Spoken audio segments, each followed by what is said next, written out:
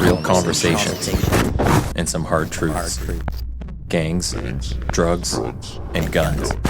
Giving a voice to those willing to sacrifice. We have stories that need to be told.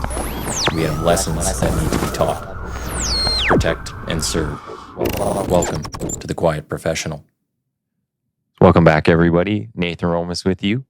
Today, we have another Brazilian Jiu-Jitsu specialist here. We will be talking about martial arts, fitness, being an author, and many other topics. And for that, we have Tony Chin in studio. So Tony was born and raised in Tofield, Alberta, where his parents owned a restaurant and grocery store.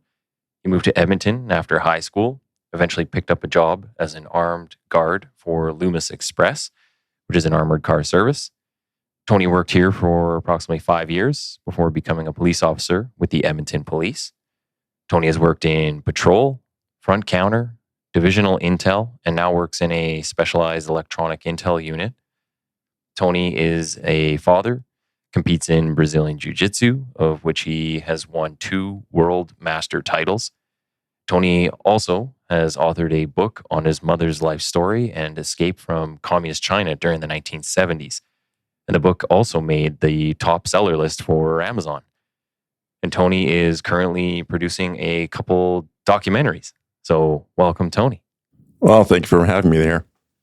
That's quite the list of accomplishments. Just a busy guy. You try. I think that's being modest. Quite a bit of stuff you got going, and you're doing well at all of it. Well, I don't know about that. It's in perspective, you know. Like I said, couple million issues short of $1 million, like Harry Potter. But I think I'm doing okay. One day. But we're happy to have you here. And we're going to talk about kind of a wide variety of stuff. So let's start at the beginning and tell us about you, your background, and growing up. Oh, man. I had a pretty sheltered life, actually. I grew up in a small town of Tofield, probably about 45 minutes east of Edmonton. I went to school from pretty much kindergarten to grade 12.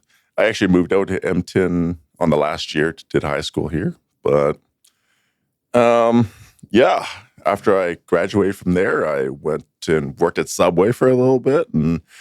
But mostly I worked at, like I said, Loomis Secure Corps, which is the armed guard, carrying money around for about 5 years and became an EPS officer after that. Didn't have any college degrees, so I had to kind of work my way up, getting it there. Well, I'll take you back. So what kind of kid were you?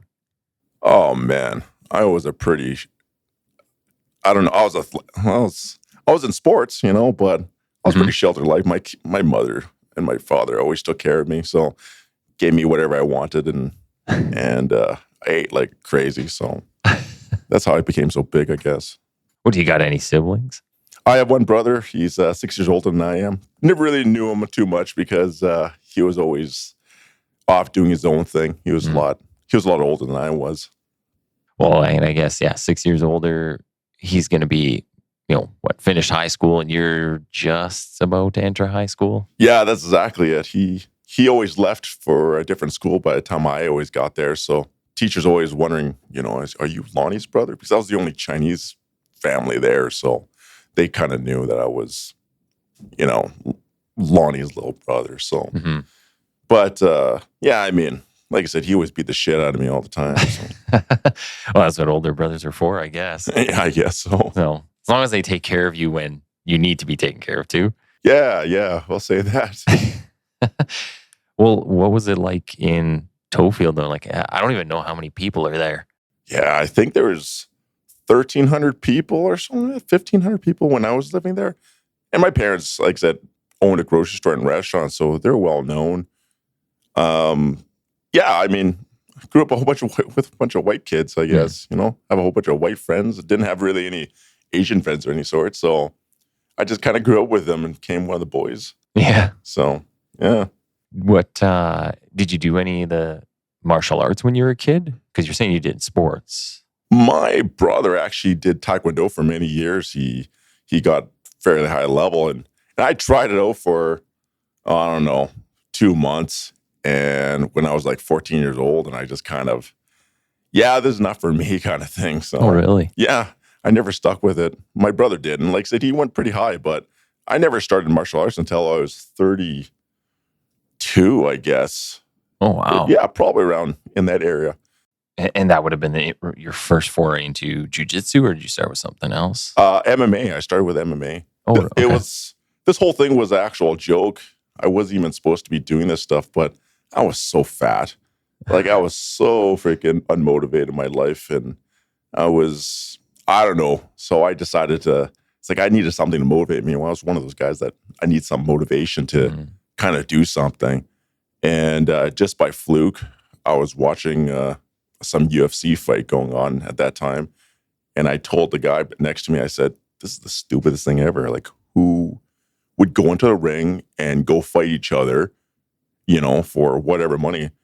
And at that time frame, one of my close friends now, his name's Curtis, comes up to me and says, hey, I used to do this. Would you like to try?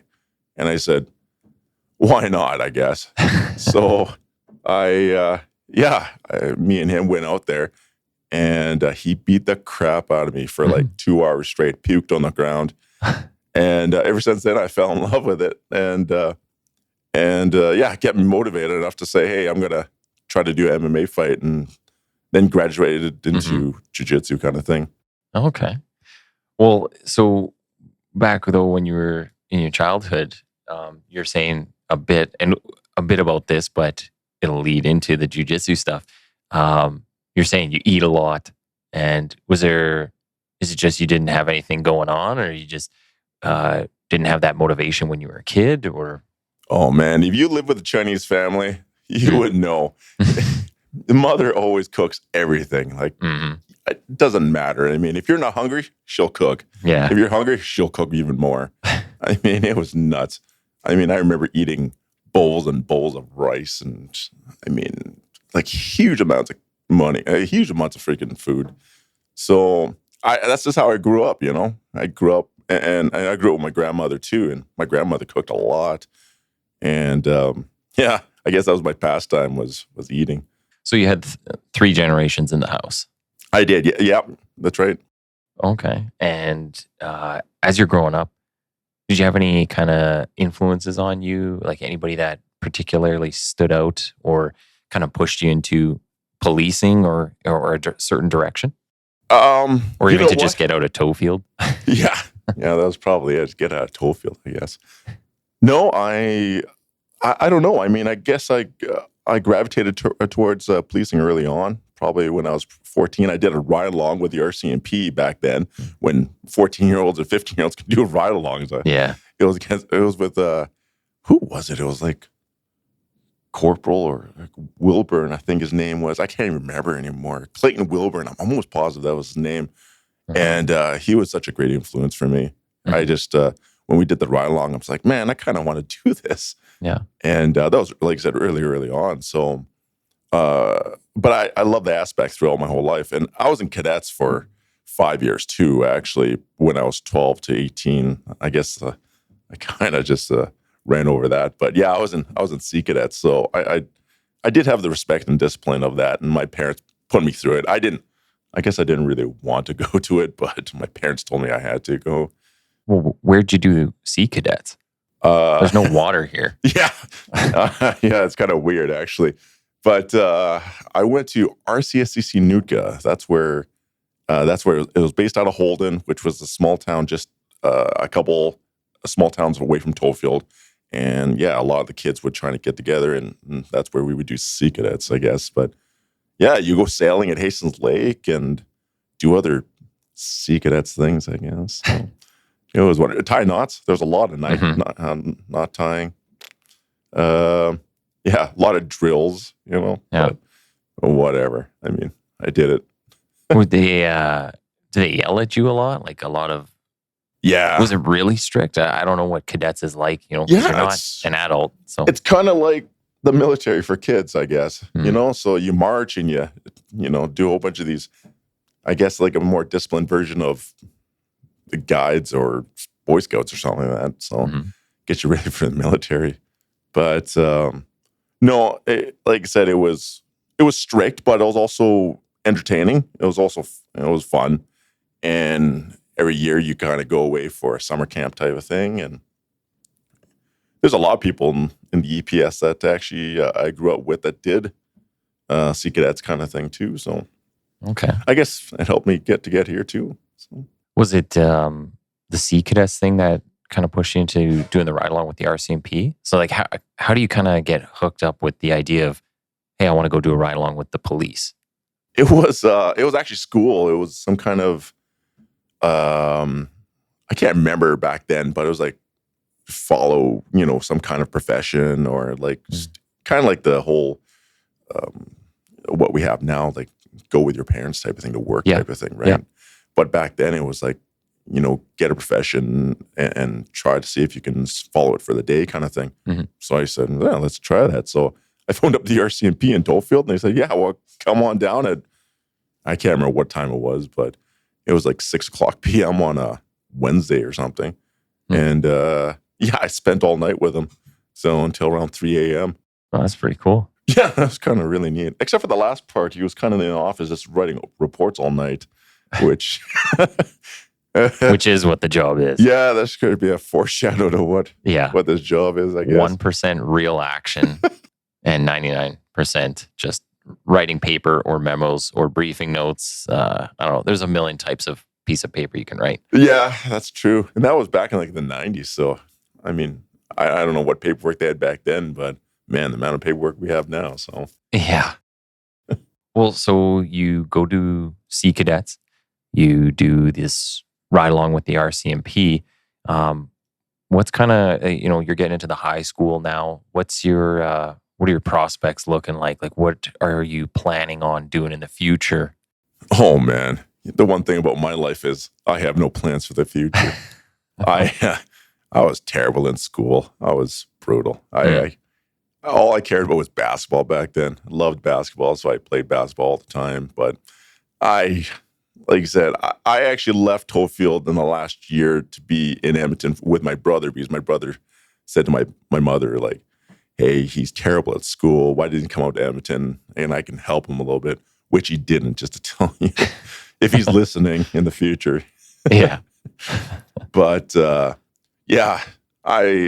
didn't have any aspirations. Like I said, I thought policing was really cool to be in, but I mean, at that time, I was like, I don't know if I'll go to college. I got to find a job. I got to do whatever. It's like, if I'm going to do this, I got to work my way up and work hard and do the things that I need to do. But high school, I was just, if anybody knew me, I was like I said, I didn't give two craps in the world about anything. You know, like I said, I was okay in school, but I was never that great either. So.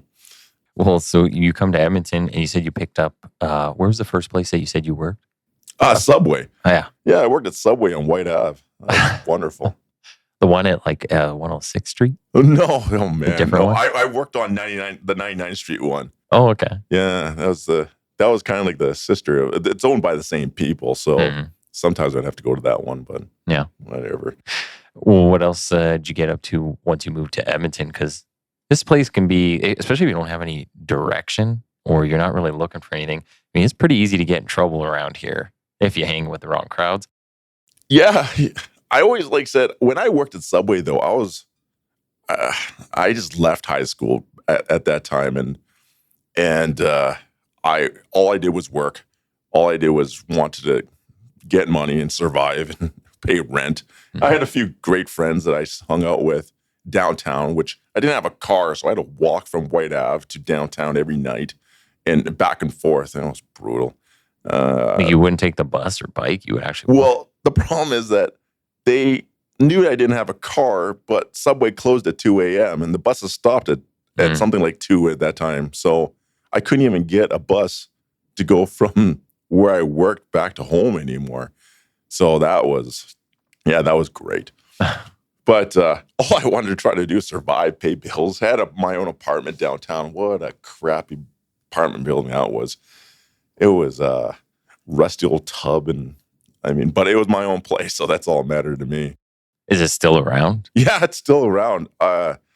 It's right behind the Grant McEwen. I can't remember. It was 107 106th Avenue or something like that. It was such a shitty apartment building. It's a rough area for people who don't know Edmonton. It's definitely a rough area. Yeah, it was a terrible apartment. But all my friends were there. That's all that mattered to me, I guess. Mm-hmm. Go party, I guess, a little bit. But I wasn't really a big partier. So you're living downtown. You're in the middle of Edmonton. Just kind of day to day living life. What gets you into? What kind of motivates you to get this job with Loomis, and then you start progressing into a actual policing career? Yeah, I told myself that if I had to, do something and be the person I want to be, I'm going to have to work my ass off to get there. And schooling was out of the question, didn't have the money to do it. So I decided to go. After Subway, I worked for a security company for a year or something like that, and just kind of understood some of the prospects or some of the things that I need to kind of understand and learn about security. And it was fun. It was a good time. But then I got a job with, like I said, Loomis at that time, and now it's called SecureCorps. Actually, I don't even think it's called SecureCorps anymore. But I got a job with them, and that was the first job I thought I was like, I'm going to take seriously, and it gave me the foundations of, like I said, firearms, and obviously like our safety, because we're carrying around millions of dollars worth of cash. So our safety was a huge concern, and like just understanding some of the concepts of what I had to do for policing. And I'm not saying that it got me into policing, but it definitely helped. And I think with all the other backgrounds, all the other background stuff I did when I was a kid, it helped too. Also, like the cadets and like I said, security and stuff. So I finally, like I said, I worked there for 5 years. I worked my ass off, and I finally got the opportunity to not just like take the test, but or get the interviews for the test, but get in physical shape and start studying for stuff for the test and doing everything I need to do and take it seriously. And I finally got the opportunity to get there, take the test, and the first attempt I did was actually in Calgary. And, oh, really? Yeah, and I failed it, so that was wonderful. But it was a great insight of what I needed to do. And I didn't really want to be in Calgary anyways. I actually lived in Edmonton. Obviously, I lived in Edmonton all my life. I just thought, my Calgary may be a good stepping stone to be in, but I didn't really want to be in Calgary anyways. And a couple of years later, I finally said, I got to try it again. So I finally tried it again in Edmonton, and by sheer luck and determination, I guess I got on. So. Okay. So what did the training process and everything look like for you? For the EPS? Yeah. It sucked. No, it was good. I mean, you would have been out of the Greaseball building at that time. No, we're still at downtown. Oh, at headquarters. Yeah, we're still at headquarters at the time. We actually transitioned from the downtown to the tail end to Greaseball. Oh, okay. So we moved all the stuff to Greaseball kind of thing. You know what? I still remember the first day of class. The first question I think they asked was like, who has a post-secondary degree here? And everybody put up their hands except for like me and one other dude. So. Oh, really? Yeah. Wow. So I'm like, oh man, this is gonna suck. Like all these guys have like some college degree of something, and I got nothing. So crim law might not be your best subject, but there's always there's firearms and driving and other things. I get, Chinese people and driving. I don't know, man. You can make that joke. I can. That's right. I am Chinese. Well, so when you're training out of the headquarters building, though, obviously a lot of people on the job now won't really remember that. What was that like? Because parking downtown sucks already. So getting there, getting set up. I know you guys had to run a lot of stairs back in that day. Yeah, I mean, I'm in downtown now, so yeah, parking has not gotten any better. Mm-hmm. But when you're a recruit, you have to park like, I don't know, like 10 blocks away. Yeah. It's some, wherever, trying to find parking and carrying all your freaking stuff with you. It was brutal, but it was, it was definitely an eye opener. I never really kind of knew what was going on downtown until I got to headquarters kind of thing. Because where I was 107, there was still a bad area, but it wasn't as congested and crowded it was in headquarters area. So, but we I mean, on a daily basis, you saw everybody like the chief and stuff like that. So you're always saying yes, sir, no, sir, God, Yeah. every single 20 seconds there. It was fun. Back then it was like Dr. Wiles. I don't know if he was a fitness coordinator back then. Man, he was a hard ass too. So Is that the one they call Dr. Death? yeah, that's the Yeah, one. okay. Yeah. I've only heard the nickname. Yeah, that's right. He was a great guy, but he was hard on us too. But it was fun. Yeah, there was a lot of learning, and got confused at every turn in headquarters. Got lost all the time. So I still do. I'm down there now, and I don't even know what's going on half the time. Yeah. Construction is going on. I'm like, I just found out there's a cafeteria, not cafeteria, but what is it? Food area there where people are eating, and I'm like, where did this come from? Like, holy crap! Well, yeah, there's a lot of little corners and stuff. I mean, that building was built in the 80s. So it's kind of like, they got like a few little tunnels and back stairwells that you're like, I didn't even know this door came out this way. Yeah. Actually, the other day, I've been down there for 10 years, my whole career here. And I went through this back hallway the other day. Never been through it. Didn't even know this door came out to this area in the basement. I was like, wow. I tell you, man, built from the 80s, you look at all the other buildings, you're like, hey, let's build something that is the most like fortified base that you've ever seen in your life. Like, it is so weird looking. I'm like, whatever. So you get through training, and where do you kind of go from there? I immediately went to Northeast Division, so that's where I stayed for like 17 years, was in Northeast. I loved it there, I guess. And I lived close by, and my first place was down by Clareview too, so it was close by where I lived. But yeah, I loved the north side. I don't know why. Everybody says it's a dump, but I don't know. I love Clareview. And I was there for a little bit. I was patrol there for the first stint, 3-4 years or something like that. Went to the front counter and stayed there for about 3 years. And yeah, I don't know. It just kept on. Like you said, wherever life took me, that's where I went. I mean, it was never pre-planned. Nothing was planned. I just said, hey, I kind of want to go somewhere else now. And that's where I went. Do you ever end up with like any major injuries or anything while you're out there on the street? Or throughout your career, you've managed to stay pretty healthy?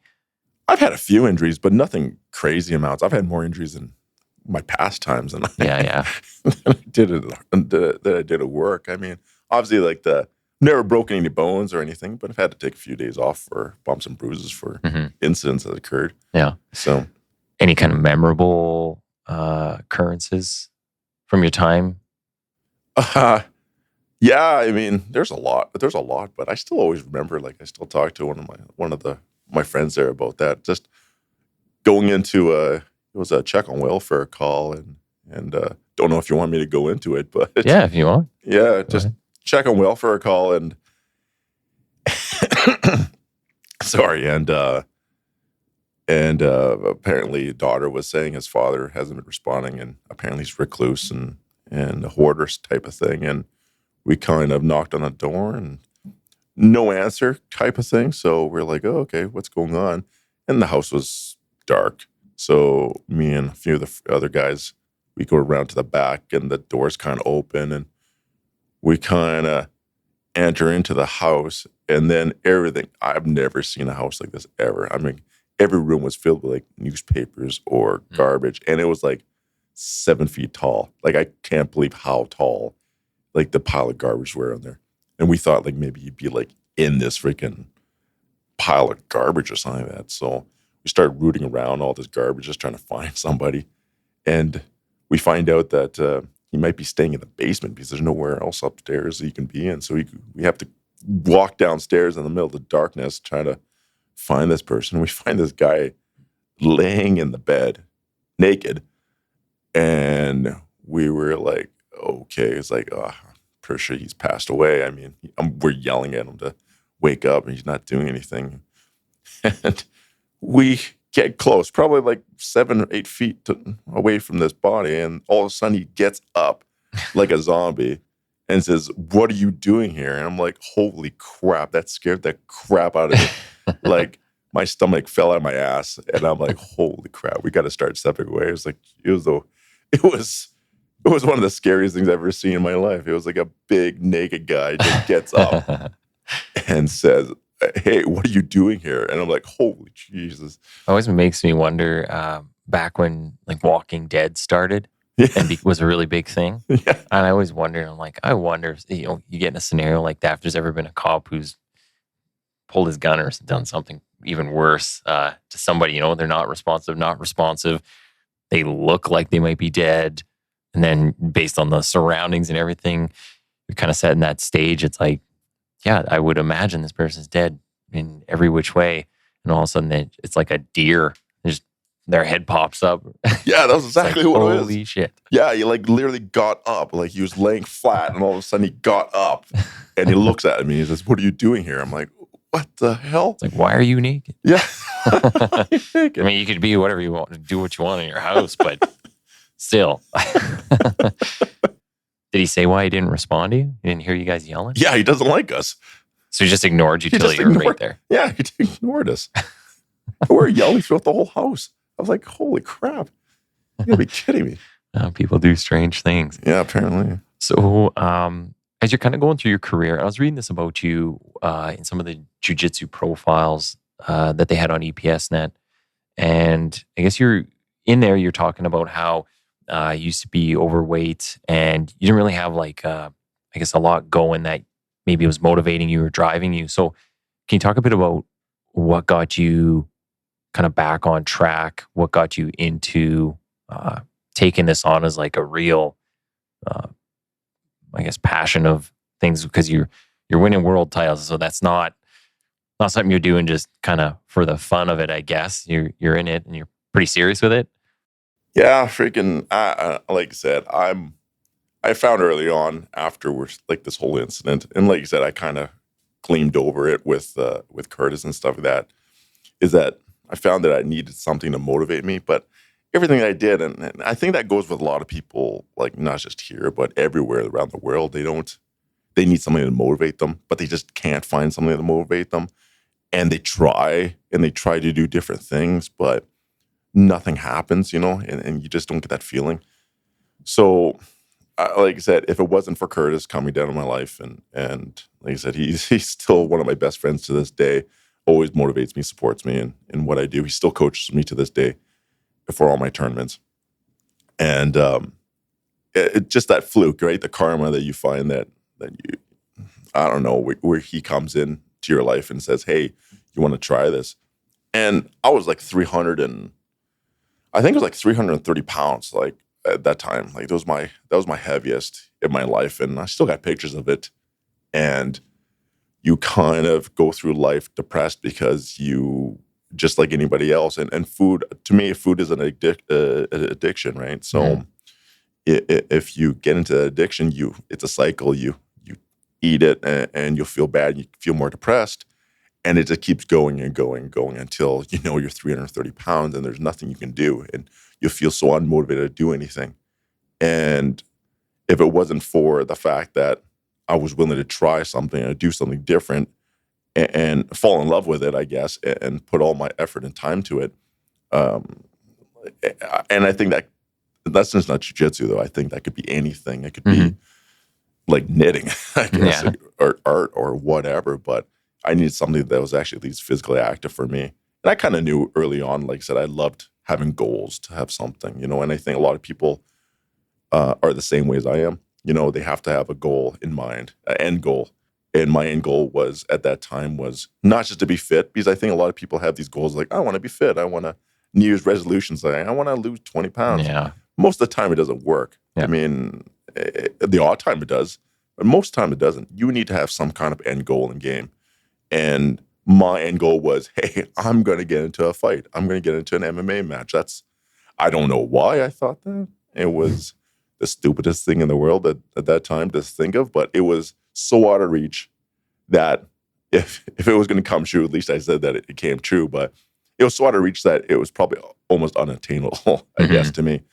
But I felt that once I started and I felt comfortable with it, and I just, like I said, I don't know. I can't really explain how you fall in love with something, and I always felt that if I was going to compete in this, and not just like jiu-jitsu, but in MMA at that time, like I would put all my efforts into it and try to be a better person because of it. And I think you can do MMA and still be overweight. I think you can still be in jiu-jitsu and still be overweight. Because I still train a lot of people that are, I guess, in some ways overweight, but they're happy and they do it for fitness and they have a happy life kind of thing. But for me, it's like if I'm going to do this at a higher level, I can't be the way I am now. So yeah, like I said, if it wasn't for some people in my life to kind of push me to keep doing better, and that's where it comes from, Well, and what kind of had you in that slump? So can you talk a bit about that? Yeah, of course. Like I said, I think a lot of people go through certain situations like this all through their life, and I guess like I said, midlife crisis, I guess, but it wasn't midlife. I was thinking my mid-20s at that time. But I was always a big kid, and weight was always an issue for me. And once it starts getting away from you, like it really starts getting away from you. I think there's a lot of people that like can eat whatever, it doesn't matter, and they'll still like be looking averagely good, But for me, I mean, I can eat a carrot and I feel like I gain 10 pounds at a time. So, so weight was always been an issue for me all my life. And that also includes my emotional state too. And I wouldn't say I was like depressed all my life, but definitely my weight was a huge concern. And I think I talk to a lot of people too. And I do believe that it's not just me. I think that goes around in everywhere, like my kids and just this day and age, right? Everybody's so conscientious about their weight. But I like I said, I understand that. I really do. And I understand if you are having issues with that, I mean, you have to seek some type of, remedy for it. And like I said, once you get bigger, like I said, as soon as you start getting bigger, the depressive state just starts getting worse and worse and worse. Did you have to get any kind of help, like whether that's like mentally, like do you need like a coach for that stuff, or did you have to get like a dietitian, or is it just you got into the martial arts and that was enough to kind of start breaking you out of that cycle of things?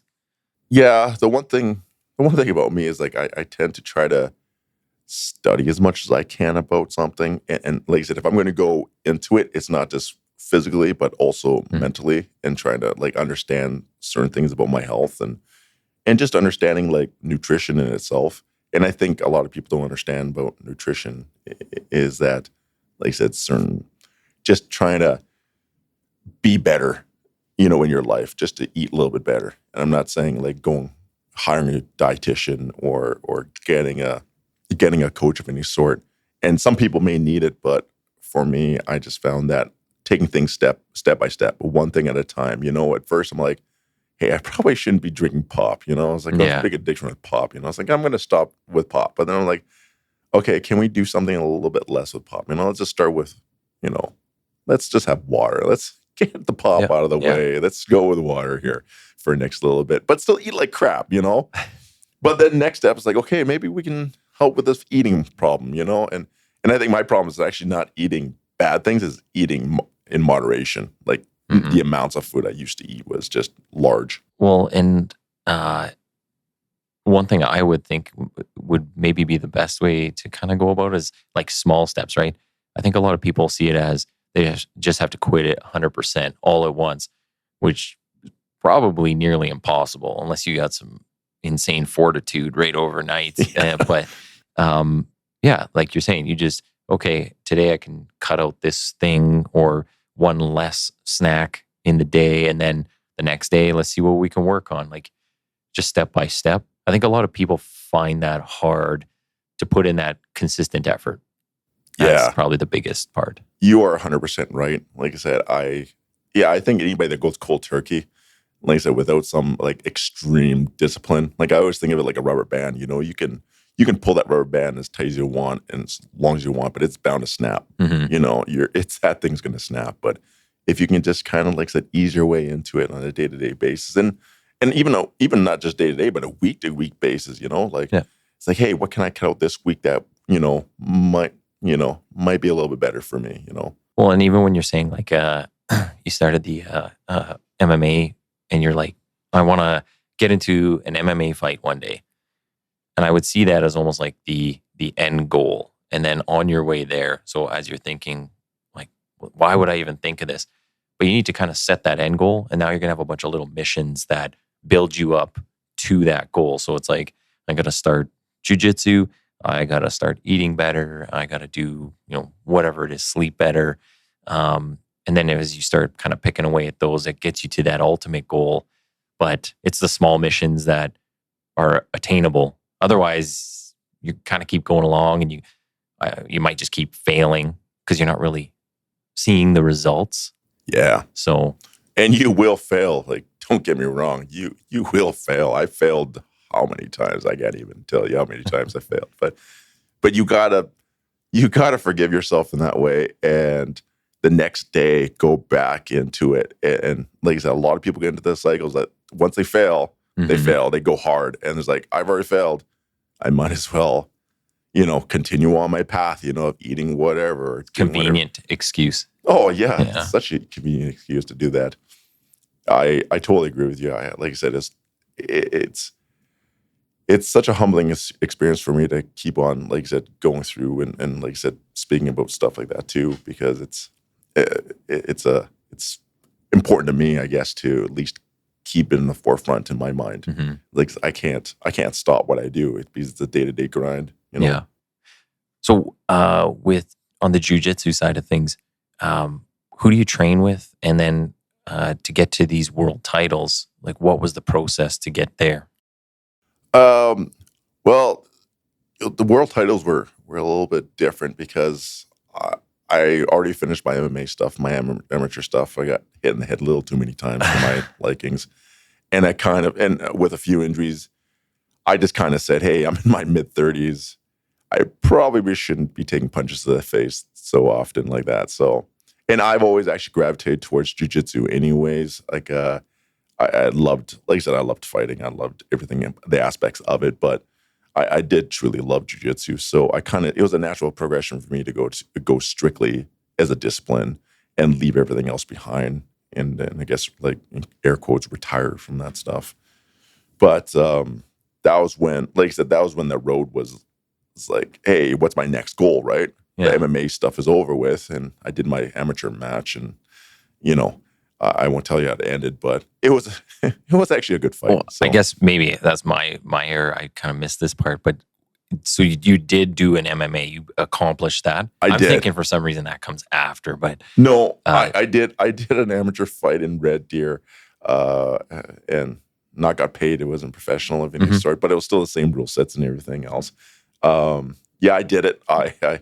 I did it. It was a close match, but ended up with a loss. It was in a decision match, so I didn't like how I ended, but I guess that was how it goes. And I tried getting back to a second one too, but like I said, injuries really started to pile up then for it. So the one thing I've done a lot of years of martial arts and was around a few of the gyms. This is like long ago in a different city, but around a few of the gyms where they were training like actual pro fighters. So guys would go fight in Thailand.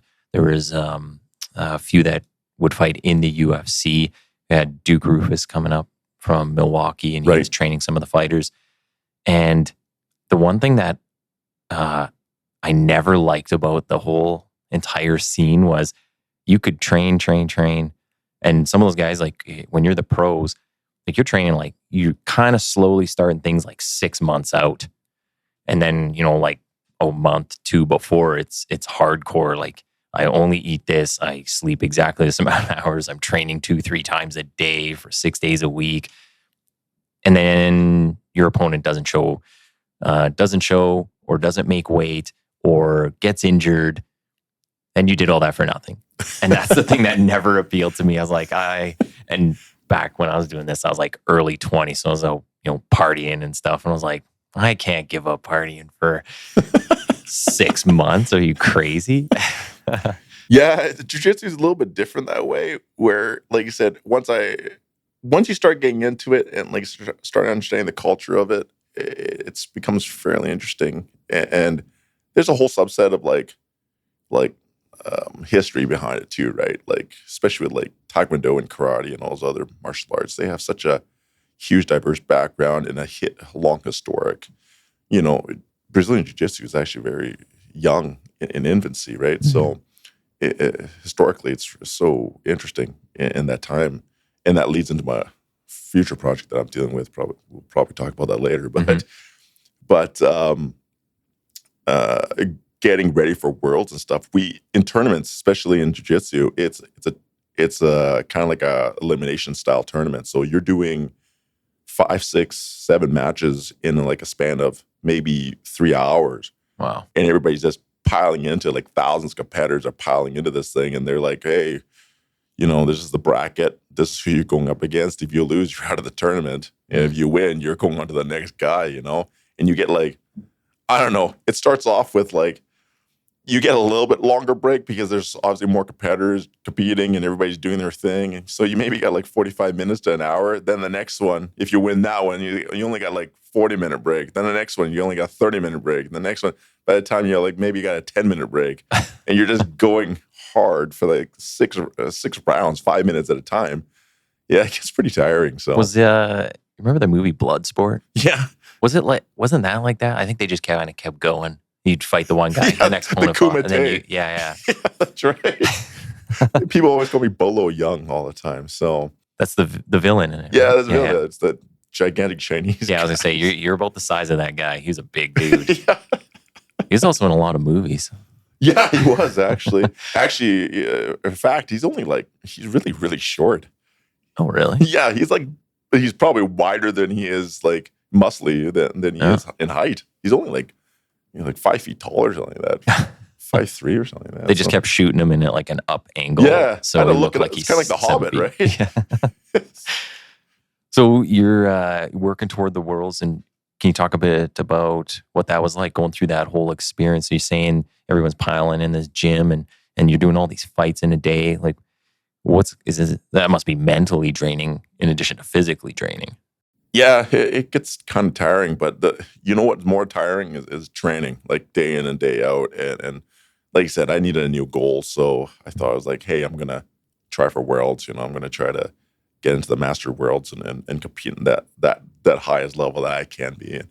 And it was just like eating well. And that's when I started like, if I wanted to be like the best that I can be physically of myself, I needed to get some help. So that's where I got help from Jeremy, the fitness guy from downtown. And he was awesome. He helped me like cater my workouts towards like what my goal was. He would always be supportive. We would get together once a week or two. And it's open to all EPS members too. Mm-hmm. Like he's always open to help, and has a background in sport too. So that kind of helped too. Because my workouts were like, even though, like I said, I did as much research as I can about what I needed to do, I was totally doing like the wrong things for jiu-jitsu. Oh, really? Yeah, I was like, hey, let's do bicep curls and bench presses and all the other workout stuff. And he's like, why are you doing that? It's like, has nothing to do with jiu-jitsu. You got to do like more like weight and like Olympic style lifting. Like oh, really? Burst like type of exercises. And it's like, yeah, you're doing everything wrong, I'm like, oh, okay, sounds good. So he kind of put me on a regimen for like, I was with him for like 17 weeks. Like he would print me out like workout routines and what I would do and stuff like that. So I would almost think stretching would be like the number one thing to do. Yeah. Because someone's going to potentially fold you in half. But if you can just bend like that, it's like, you guess you never lose. That's true. Yeah, Jeremy, first couple of days, like your flexibility is absolutely terrible. Like just atrocious. I could barely like bend over to do anything, Mm-hmm. So, but I guess I'm a bigger guy, so it's that's more for like smaller type of jiu-jitsu players. Yeah. The bigger guys, they don't bend as much. Well, what's the weight class that you fight in? What is that actual weight? Funny thing is, I tried to get down to a lower weight class. Mm. I tried to get down to the super heavyweight weight class for the first time I did it, which was in 2018, and I tried hard. I spent a year. This is when I was, like I said, getting back into like shape again. Like, and it's a different shape when you're like being in shape and then being like kind of like fight shape are totally different Mm-hmm. types of shapes. You know, it's like holy crap, the amount of extra work I had to do to get there was nuts. But yeah, like just trying to freaking get to that point was really a really tough spot. But with the help of, like I said, Jeremy and everything else, kind of just pushed me through. Yeah. And dealing with all that stuff. What is because you're saying the super heavyweight you were trying to get down to? So yeah, super. Sorry, yeah, that's what did you that's fight where I was at? going with. Super heavyweight was where I was trying to do. It was 221 pounds, I think it was the category, and I was 260. Yeah, I think it was like 260, like 3 months out. I'm like, hey, I could do this. I can get down to 221. Never been to 221 ever, except I think probably childbirth, but I got down to 230. And I'm like, I can't do this. Like, that's a lot. Yeah, I was like 2 weeks out, 3 weeks out, and I was 230, and I'm like, I could do it, but I'm like, I looked so emaciated by then. So I ended up said, screw it. I'm going to ultra heavyweight. It's the highest weight class you can have. There's no actual, there's no ceiling to it. It's just everybody is there. You know, I'm like, oh, okay, so I'll just do that. And I went into the ultra heavyweight class, and I guess it helped me because my cardio was through the roof, like compared to everybody else's, because I was trying to get down to a lower weight class. So I was up against like 300-pound people. Yeah, I think it was like couple of them were 300 pounds, a couple of them were in the 280s.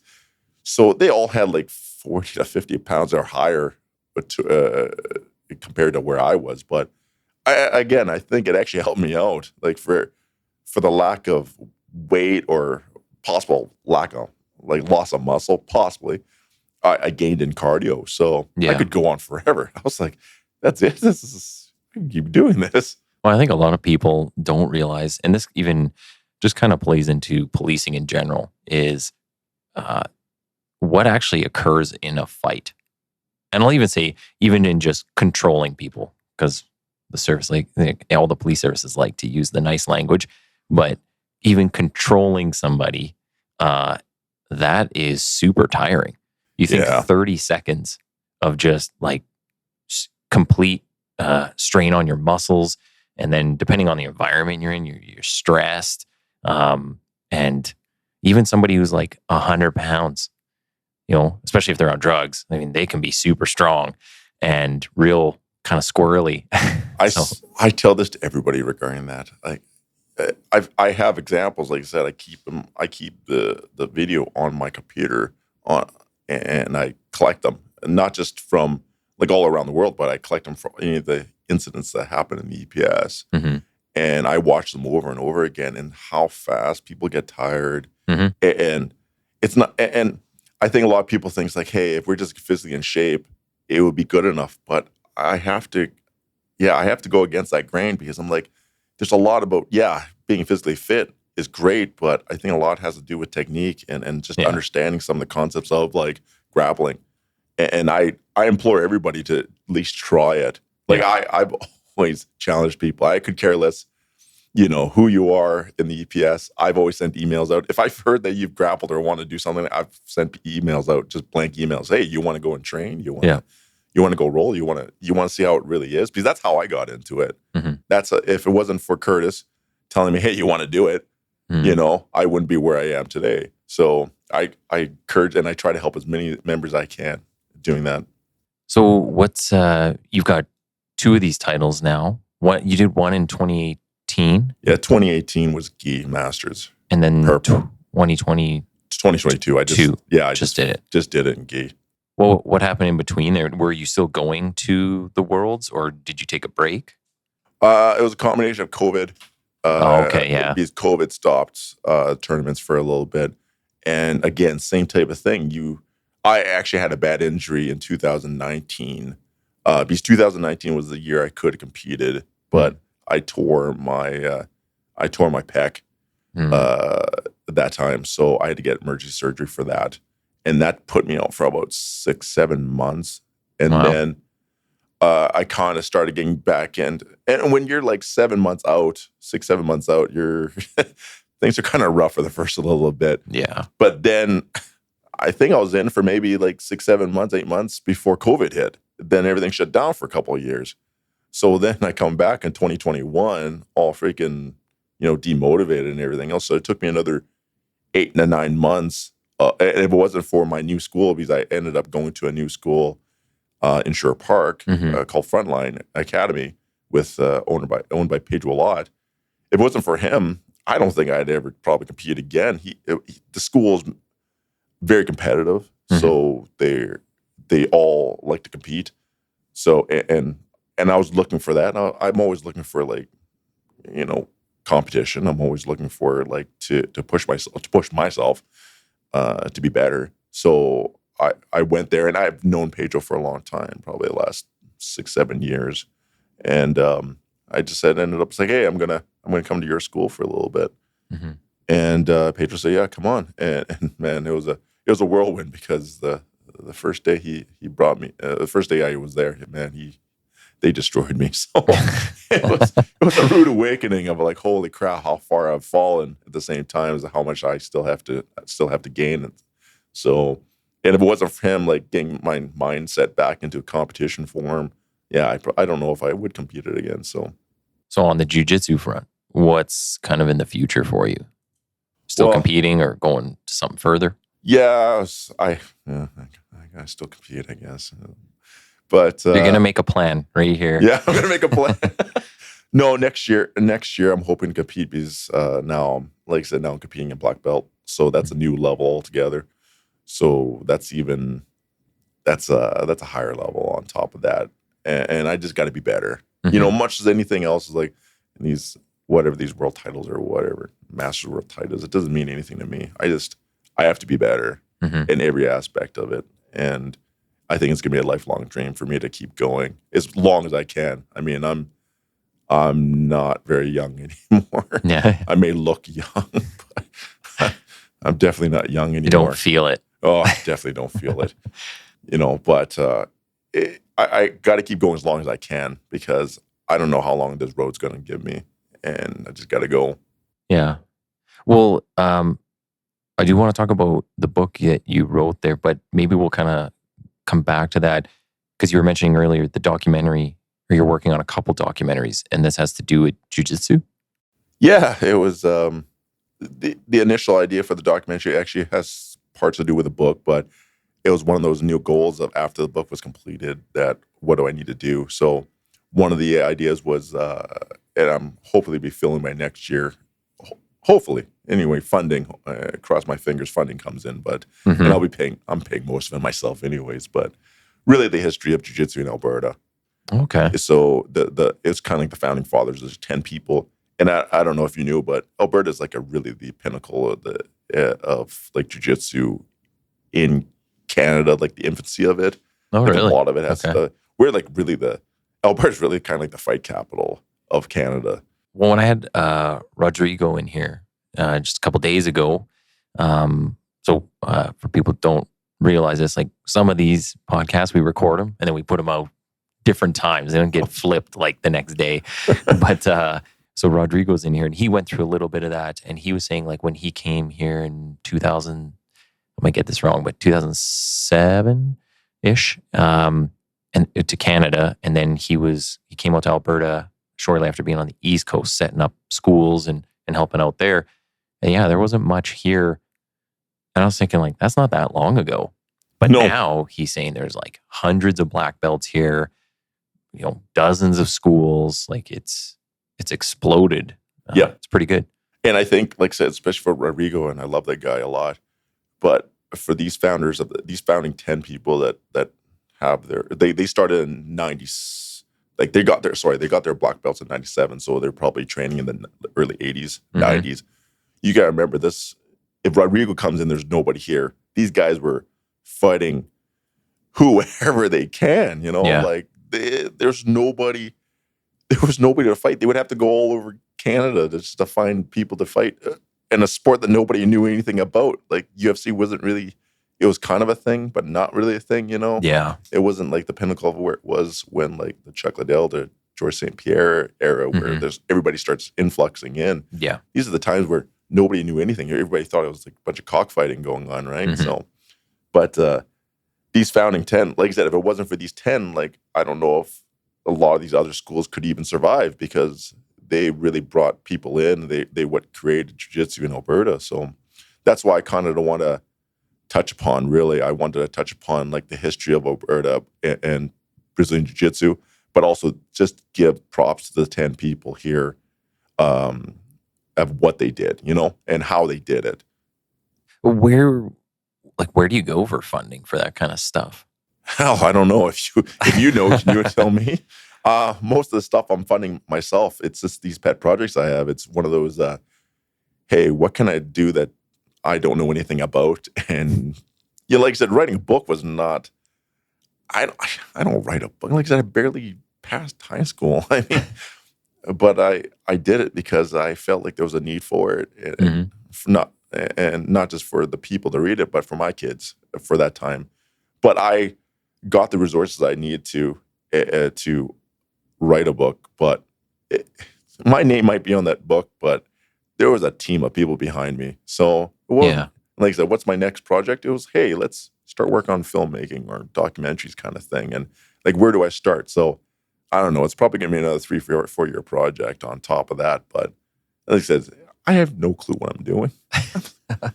I'm just doing whatever I need to do. And you know what? Maybe that just keeps it more on the fun side than necessarily the stressful side, because you'll see it to the end when you get there, but you're just kind of feeling out the process. That's like when I'm setting up this podcast. Yeah. Trying not to make it such a stressful thing, even though there are some things that we got to deal with that are. But for the most part, it's like, man, I just come in and get to talk to cool people. Like, you know, it's kind of neat to see where things kind of lead to. Yep. I would think maybe for funding, you might just talk to like some of the schools, or if those 10 people are around, maybe they are interested in funding it. So yeah, that's true. Maybe going to them. Did you have any side note? Did you have any background in podcasting before this? No, none. None. None. So, I always avoided the camera. Never wanted to talk. But again, it's like seeing a need for something. I kind of explained that in like a prelude episode I put out like way back, like months ago. Yeah. Just explaining like the reason for the podcast and why we kind of took up this venture. Yeah. And then it's just, it's like a voice for the front lines, getting people in here, learning about people, but also then we talk about current events. Right. And I get to ask questions that I know the frontline guys are kind of wondering, but don't necessarily get the FaceTime or the time in general to ask or have these discussions with people. And it's nice because you're getting it straight from that person a lot of the time. So, you know, I'm not a huge fan of Twitter. We have a Twitter account, but I just have it just so like I've taken up that kind of space. Nobody else is going on and pretending to be me, hopefully. Right.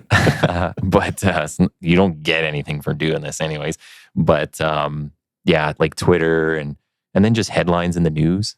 Everybody's just reads like 2-3 lines and they take things at face value. It's like we need way more in-depth kind of discussions on things. Yeah. And give people a platform too to kind of flesh out their ideas. Right. And explain things. And it's like, you can't get that when you're watching a political debate. They got like 30 seconds or a minute to talk and everybody's yelling. And I was like, that's just not real. Yeah, this is definitely a good avenue for sure. So and like the documentaries, I think would be a super cool idea. I imagine a lot of people would be interested in that because people like to know their history, right?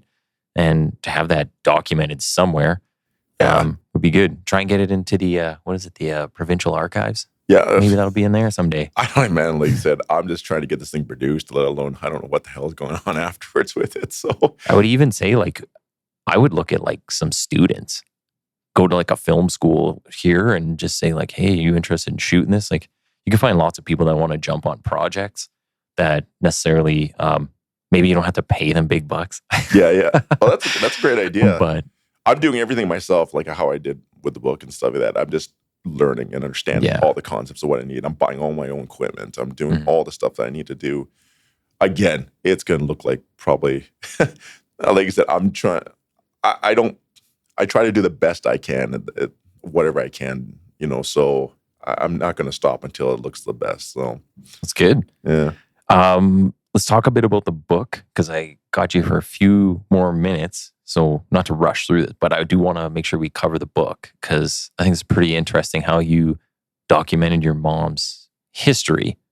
Can you start with how she kind of either like recorded the history, or is it just like word of mouth? Did she write stuff down? And then how's that passed on to you?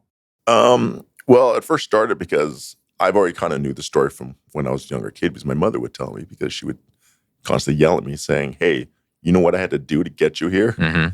So I'm like, sure, whatever, Mom. But she always kind of told me like the Cole's notes of what happened, she had to swim across part of, whatever. And as I grew up, I never really appreciated it until probably in my late 30s, where I said, hey, that's when the project started, was probably when I was 36 or so, 35 maybe. And I said, I had 2 daughters, 2 young girls. And I said, I couldn't repeat my mom's story because I don't know enough about it. I mean, when they grew up, what am I going to say? She swam across part of the ocean to get to, I didn't even know, technically where at that time. So I was like, well, I got to start making these notes, to find out what this is, so I can keep at least some kind of a retainer of information from my daughters when they grow up. So I paid some kid. I was like, hey, I need some kid to record this, like have interviews with my mother, like the basic interviews, basic questions. And I hired a volunteer at the EPS during that time frame. His name is Craig Gordon. Thank you, Craig, for doing this for me. And he had interviews with my mother at that time for a little bit. I would get together with him and tell him, like, hey, I need more information about this. So after he was done with it, I looked at it, and then I did the detailed work of the interviews just to make sure I got all that stuff done. And that was it. Notes was all this was supposed to be at the end. It was like a detailed recollection of, the incident. And then I said, hey, this would be a really cool novel. I was like, if I could get this out there, have a book form, then my kids would even be, it'd be even happier. It'd be greater. So then I took the endeavor of like, hey, I'm going to start writing this story out, and, even though the story is like, it was self-explanatory, like how my mother, grew up, in a wealthier family at that time frame, losing everything to a communist regime government that came in, and then fighting for her life, and, like starving, millions of people starving, and then finally taking a long journey or swim from 8 hours from where she was to Macau. It was a natural story to be told, I just had to put it in order. I just had to make sure everything was in order. I had to make sure, all the details were right, and make sure that it kind of, it read half decently well. So that story wasn't like that. I didn't make this thing up. It was an easy story to tell, except that, like I said, I had a team of people behind me to help me out. I hired a huge group of people to oversee like what I was writing, how I was writing it, because the last thing I needed was my mother telling me, hey, my story was great, but man, you wrote it like shit. Yeah. I was like, that'd probably be the biggest disappointment, But where do you, like, if I just have a story in front of me, like a bunch of stuff on paper, where do you go to find a publisher, an editor, and then somebody to put it all together? Like, how do you even start that? Oh, the internet. That was a wonderful start. No, it's just searching. There's you have to first you probably want to get it reviewed. You want to hire people to not just, you always get friends to do it too, right? It's like, hey, can you read my book? It's like, and tell me how it is. But more than likely, you're going to get 2 reactions. Hey, it was really great, even though it wasn't. Yeah. Or B is like, I never took it seriously, so it's all shit, Yeah.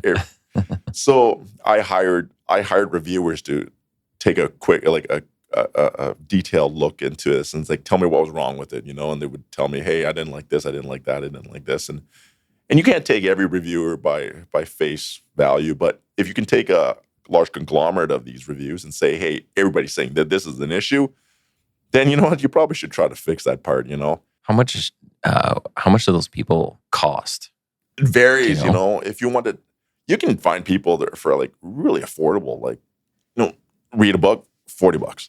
You can find people that, for $200, you can get like a really detailed review, Really? what they felt. Okay. I was thinking it'd be way more.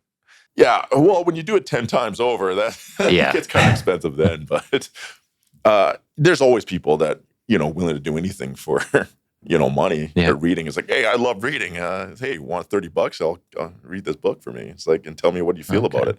You don't have to give me you don't have to give me a detailed report, but just tell me if you liked it or not. And that's what I kind of kept on basing my stuff off of, right? Like, it's like, what you didn't like about it? Oh, it's too long, with this part. I was like, okay, I kind of agree, and you kind of have to look at it yourself and read it over like hundreds of times over and say, hey, yeah, you're right. I don't really like this, and I should probably change this kind of thing. Yeah. But yeah, then like you said, then after that's done, then you're like, hey, maybe I should get some editors. And there's like 4 different types of editors. There's not just like one editor. There's like line editors, there's grammatical editors, there's like finishing editors. Like there's a whole bunch of these editors out there, and they all do different jobs. They're not just one editor that does everything. If you wanted to get a good job to be done, you need to hire all these editors too. For your own personal project. And like I said, if you're getting it published out by like a large company kind of thing, and they have you under contract, they have their own guys to do that stuff. Okay. Did you end up going that route? No, I did. Actually, I was in talks with them for a while, but with a large company, but I just ended up going by myself on this one. And I paid all my guys to do it. So I paid all different people to do it. So then when you kind of edit it, get it to like where you're like, okay, I think this is good. Yeah. I'm done. Yep. Now it's just who wants to print it, essentially? Yeah, I guess so. Well, there are sites that you can just self-publish and do everything. Like Amazon's a big one. They have their own big publishing company and stuff like that. But there's like 15 of these companies out there that deal it and just have a platform for you to sell stuff. So just the daily grind of going out and, like I said, promoting your book or doing whatever. But it was really more of a fan project for me to get the story out. And it was the word of mouth that really made it successful, not me. So when you put the book out, do you determine, like, so your book's on Amazon. Do you pick the platforms you're going to sell it on, or does it just go to like a publisher and then they kind of put it out too? They kind of put it out. Like generally you do it yourself, but there are places that help you just disseminate everything for you, like to deal with all that stuff kind of thing. Do you get to pick the price your book sells at? Yeah. Well, no, yes and no, I guess. You can set a price, I guess, but there's really like the cost of all the production of everything too, right? There's a minimum cost, right? You can't sell it for like $1 or whatever, but it depends. Ebooks are different too, I guess, but you set like a sale price if you want to sell, Oh, really? Yeah. Okay. And you can set a price within something, reasonable, I guess. But so do you, out of like writing a book, and if I'm getting too detailed, let me know, but can you get like, do you get royalties from writing books? Like is it like each book sale you get a piece of, or do they just kind of like pay you a flat amount and then it's royalties after that? No, it's all royalty based. So the more books I sell. Right from number one. Yeah, right from number one. Wow. There are contracts with larger companies that don't pay you or pay you very little royalties, but they give you something up front. Yeah. So that's one of the reasons why I didn't either. So, but again, it was through the pandemic too, and I kind of just wanted to get that project out and finished with. It was like a 6-year project that I wanted to get finished, and it was during pandemic times. Like I said, I was in talks with one of the bigger companies, and it just never. It was the beginning of the pandemic, so by the time a lot of these companies weren't producing anything during that time, or very little of it. So I just said, screw it. And that could have been like that could have been another 2 years of talking just to kind of get that Yeah. sort of, so I wouldn't be able to see the book out in production for like another 2-3 years from there. And that would be dependent on if they wanted to keep all the story, parts of the story, or whatever, right? Because they would have full, or sometimes they would have full rights to some of these things too. So, Are you able to see where your book's selling the most or how it's doing in certain parts of the world? yeah, they have.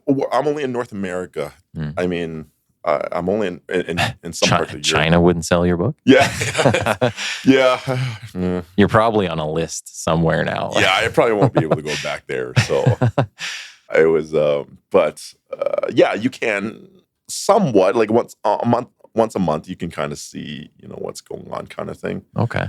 Kind of what's, but like I said, as much as I'd love to have like 1 million editions out, kind of thing. It was successful enough for me to say, hey, you know what, I did something. Like tens of thousands of copies of books is not bad, So yeah. Do you know like the total you've sold already? Probably combinations, probably into the, like I said, maybe tens of thousands, maybe. Jeez, that's a lot. So yeah, I don't know how really many good. tens of thousands. Because a lot of it's sold off me too, right? A lot of people's like, hey, I want to buy a book off you. Oh, okay. And I had a whole bunch of promotions, right, that I had to go to, and it's just, and I think I had like 300 books or something like that, and sold off all those books, kind of thing. But So you did kind of like a book tour? yeah, like a book tour kind of thing. Like I said, in Tollfield, they were like, hey, why don't you come, and do this. Like, okay. And I brought my mother with me, and yeah, I had like 200-300 books and sold them all. So, and like I can't remember the exact amount because I was just trying to gather as many books I could get there. Yeah. But yeah, I did it a few times. So, and a whole bunch of people buying books everywhere here and there. But You're like the guy selling his mixtape out of his trunk. yeah, I'm like a peddler. Except you open the trunk, it's books. Someone's like, "Is this guy for real?" Buy my book. How? Well, I looked this morning. I think on Amazon you had like 97 5-star reviews, so that was pretty good. And Yeah. what's your mom's feedback on all this? Oh God, I was like, that was probably the hardest part of the whole thing. I was like, God Almighty, make sure she can't read English. She speaks English. Okay, yeah. Like she speaks English, but she can't read English. So I'm like, oh my God, like, please, like this book, But everybody else, I give her the reviews all the time. I translate the reviews and I send it to her. Yeah. So just to try to gather favor and say, hey, you did a great job with the book, even though she can't read it. Mm-hmm. But I've read her the book. I've given her the details of the book. I've given her the details of what's going on. There's a couple areas that I had to rearrange some of the order a little bit just for for story's sake. But nothing changed. Like events are 100% accurate to what she's given me and for the research that I've given too. But yeah, in some ways, she's probably flattered and, and I guess likes it, I guess. Yeah. But she'll never tell me that she, come on. It's like, she'll never say she's proud of me or anything. I was going to ask you if you, I guess it won't work now, this joke, because she can't read the English, but I was going to say, like, you made her buy a copy though, right? You still got to get that extra sale in there. Try to get the extra sale in there. I got to get her to buy a dozen books, Yeah. Well, that's pretty good. And is there any plans for any other books? Like, are you going to write your own story kind of thing? Yeah, about how boring my life was for the last freaking 40 years. No. Like I said, I never wanted to be a writer. Don't want to be a writer. And a lot of these people a lot of writers, which I give a lot of respect to because I've met a lot of writers over the last little bit. They make a lot of their money through subsequent books.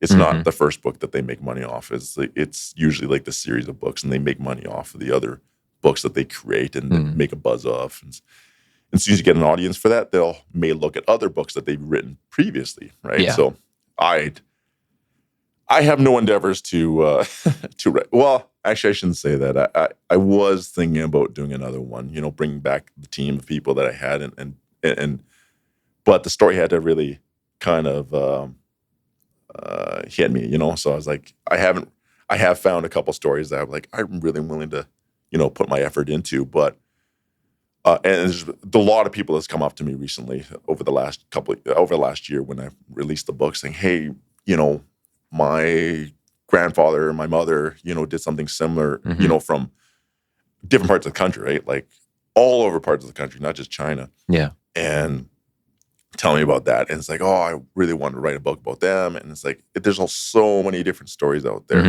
and I think if you just kind of look at anybody in Edmonton, I think there's tons of stories that could be written. Yeah. Because everybody's interesting, in that way.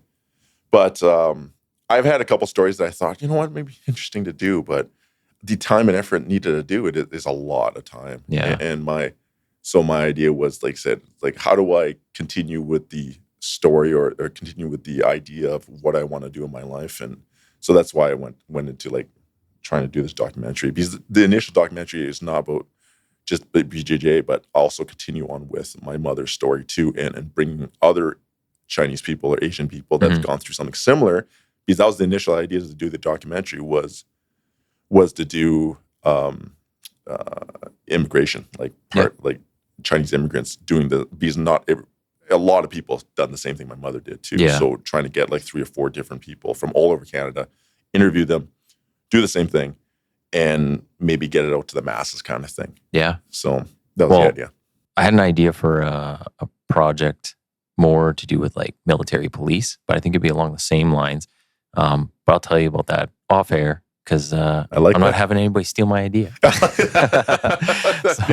But maybe it's something that, and talking about how this process of getting books out there and everything is really interesting to me.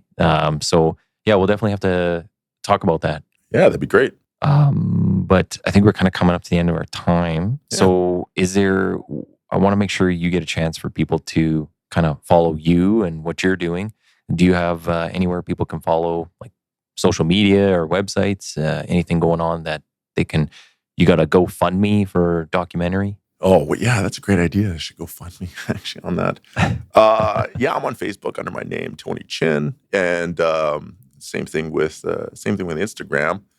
You can follow that. My book is called The Freedom Swimmers, a Sooking Story. You can get it on any of the platforms, Amazon, and any of the stores should be there. And like I said, hopefully the next couple of years I can get this documentary done. But that's pretty much about it.